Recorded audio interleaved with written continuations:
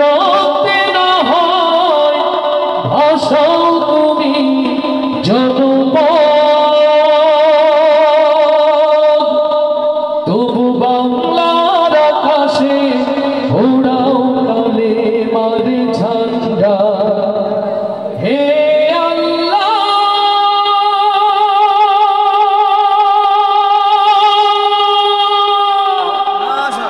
তুমি কি শোনো না নিপীড়িত জনতার কান্না?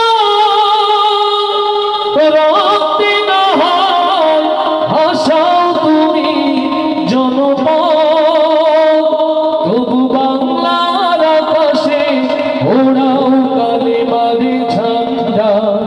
তবু বাংলার আকাশে ওড়াও কালেমার ঝান্ডা।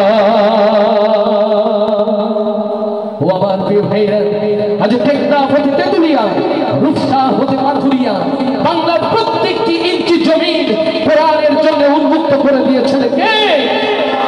আমরা দেখিনি 52-62, আমরা দেখিনি 69-71, কিন্তু আমরা দেখেছি 2024-এর 5ই আগস্ট। ও আমার প্রিয় ভাইরা, মহামহিম আল্লাহ তাআলা ফেরাউনের হাত থেকে, নমরুদের হাত থেকে এদেশের মুসলমানদের যে আজাদ করে দিয়েছে, মহামহিম আল্লাহ তাআলা আরশের যেমন করে এক ঝাঁক আবাবিল দিয়ে এই ফ্যাসিজমের মুখ উৎপাদন করে এই জমিন কোরআনের জন্য উন্মুক্ত করে দিয়েছে।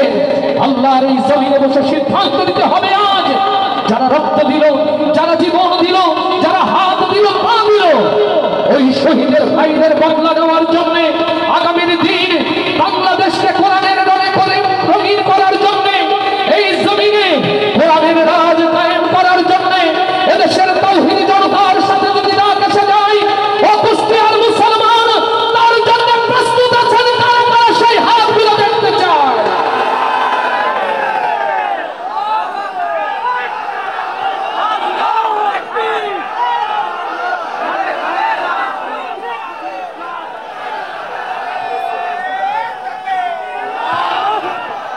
আলহামদুলিল্লাহ, যারা আল্লাহর রাহে নিজেকে উৎসর্গ করতে চায়, আজকের এই আয়োজন তাদের জন্য।